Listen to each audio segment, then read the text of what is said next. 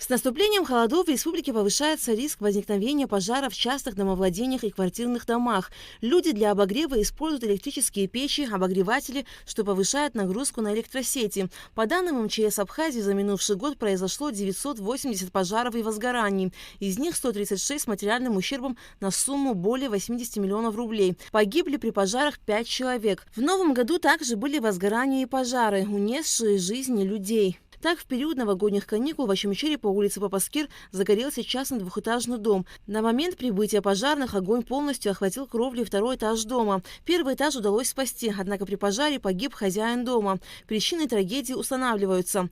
В Сухуми загорелась мансарда двухэтажного дома по улице Чочуа. К счастью, здесь никто не пострадал. Кроме того, в новом году были ликвидированы небольшие возгорания в домовладениях. И возгорания, пожары, которые происходят в основном из-за перенапряжения, из-за электрических печей, электрооборудования.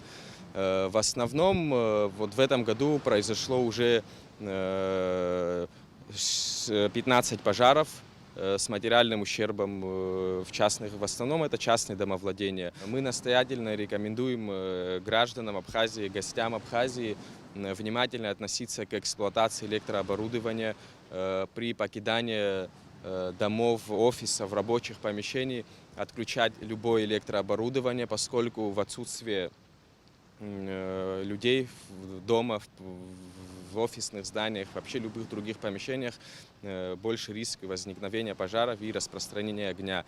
Это поможет сохранить жизнь и здоровье человека и также имущество. После поступления вызова на пульт дежурного пожарные расчеты в течение 1 минуты выезжают на место происшествия. Если очаг возгорания небольшой, пожарные справляются со стихией быстро. Но в случае, когда огонь распространяется стремительно, не всегда удается потушить пламя. По словам специалистов, еще одной причиной возгорания является обвисшая электропроводки в домовладениях. Одна из многих причин возникновения пожаров в частных домах – это ветхая проводка, поскольку в зимний период времени нагрузка на нее повышается. Во многих домах есть оголенные провода, и это все приводит к возникновению пожара. Есть также случаи неосторожного обращения с огнем. В школах инспектора приходят, детям объясняют, как правильно разводить в костер в специально отведенных местах, подальше от зданий и строений, чтобы это не привело к распространению огня и причинам возникновения пожара. МЧС Абхазии настоятельно напоминает жителям республики не относиться беспечно к правилам пожарной безопасности.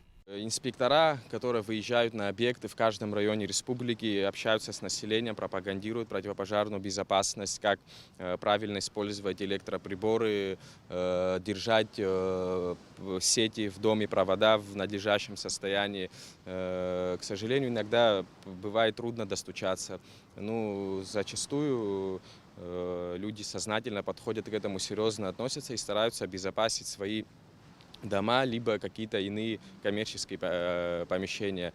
Далее проводится пропаганда в информационном поле. В связи с установившейся сухой погодой также растет риск возникновения природных пожаров. Накануне ночью в верховьях над селом Ишера горело около 1 гектара лесного массива. Огонь полыхал в труднодоступном районе, куда практически невозможно было доставить спецтехнику. Однако оперативными действиями пожарного расчета города Сухум и местных жителей практически вручную возгорание было локализовано и ликвидировано. Пострадавших нет. В подавляющем большинстве причиной возникновения лесных пожаров является человеческий фактор. В частности, самовольные поджоги в целях очистки территории от сухостоя и подлеск. Однако подобная практика приводит к неконтролируемому распространению огня и создает серьезную угрозу населению и жилым строениям. В этой связи МЧС настоятельно просит население быть бдительными. При обнаружении любого очага природного возгорания немедленно сообщать об этом пожарным, а также прекратить практику самовольного пала сухостоя, как в прибрежной, так и горной части страны. Альга Трапшира Мукамки, Абхазское телевидение.